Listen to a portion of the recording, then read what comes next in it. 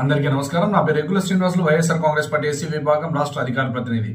ఇవాళ బిఆర్ నాయుడు గారు బలిసి మాట్లాడిన మాటలకు చాలా వ్యత్యాసం ఉన్నది. బిఆర్ నాయుడు గారు తిరుమల తిరుపతి దేవస్థానం బోర్డు చైర్మన్గా మీరు బాధ్యతలు చేపట్టినప్పటి నుంచి పరమ పవిత్రమైన తిరుమల తిరుపతి దేవస్థానం అపవిత్రం అవడం జరిగినది. అందులో భాగంగానే తిరుమల తిరుపతి దేవస్థానానికి జరుగుతున్నటువంటి అపచార ప్రచారాలు కేవలం నీ స్వార్థ ప్రయోజనాల కోసం, నీ వ్యాపార నిమిత్తం కోసం మాత్రమే మీరు ఈ విధంగా చేస్తున్నారని ప్రజలందరికీ తెలిసిపోయడం జరిగింది.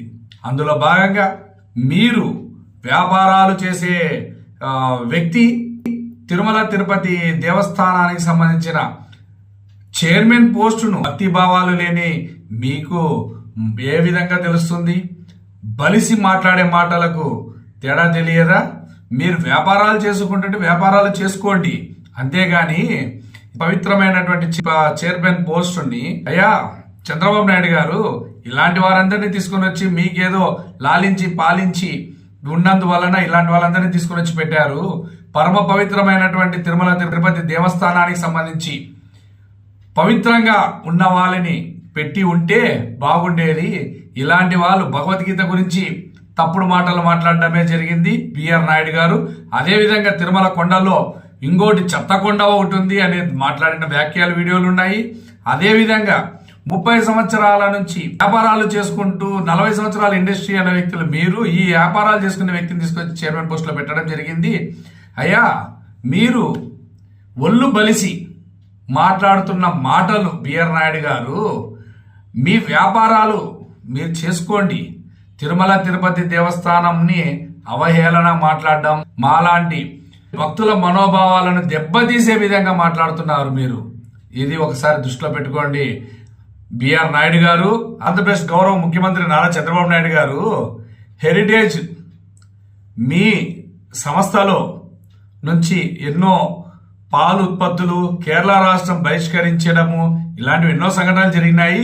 మీ మధ్య కాలంలో మీరు తిరుమల తిరుపతి దేవస్థానాన్ని ప్రసాదాలను కల్తీ మాటలు మాట్లాడినటువంటి మీ బిఆర్ నాయుడు బాధ్యతలు చేపట్టినప్పుడు మీ స్వార్థ రాజకీయ ప్రయోజనాల కోసం మాట్లాడిన మాటలు చంద్రబాబు నాయుడు గారు, మీరు హెరిటేజ్ ప్రతిష్టకు దెబ్బతీశారని కేసులు వేసిన చంద్రబాబు నాయుడు గారు తిరుమల తిరుపతి దేవస్థానాన్ని ప్రతిష్టను దెబ్బతీసే విధంగా బిఆర్ నాయుడు గారు చేస్తున్న పనులకు తిరుమల తిరుపతి దేవస్థానాన్ని ఏం చేయాలనుకున్నారు? భక్తుల మనోభావాలను ఏం చేయాలనుకున్నారు? హిందూ ధర్మాన్ని ఏం చేయాలనుకున్నారు? సనాతన ధర్మాన్ని ఏం చేయాలనుకున్నారు? కలిసి కొట్టి మాట్లాడే వారందరినీ తీసుకొని వచ్చి తిరుమల తిరుపతి దేవస్థానానికి చైర్మన్ బాధ్యతలు అప్పచెప్పినటువంటి చంద్రబాబు నాయుడు గారు, మీరు తక్షణమే ఇలాంటి వారిని తొలగించి పవిత్రమైన తిరుమల తిరుపతి దేవస్థానాన్ని గౌరవించి గౌరవప్రదంగా చూసుకునే వారికి చైర్మన్ పోస్ట్ ఇవ్వండి, అంతేగాని లేని మాటలు మాట్లాడకండి.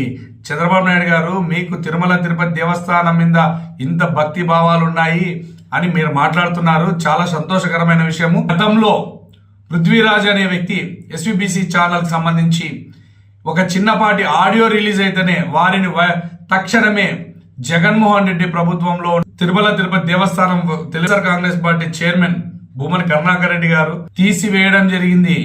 అలాంటిది మీరు మీ వ్యాపారాలు చేసుకునే వారిని, మీ వ్యాపార నిమిత్తం మీకు భజనేసే వారిని, తిరుమల తిరుపతి దేవస్థానం ప్రతిష్టను దిగజారిచే వారిని తీసుకుని వచ్చి తిరుమల తిరుపతి దేవస్థానం చైర్మన్ గా వేయడం జరిగింది బిఆర్ నాయుడు గారిని. బిఆర్ నాయుడు గారిలను ఒక బ్రాహ్మణ మహిళను బెదిరింపులు గురి చేస్తూ వారిని శారీరకంగా వాడుకుంటూ చేస్తున్నటువంటి వ్యక్తి దృష్టికి వచ్చింది కదా.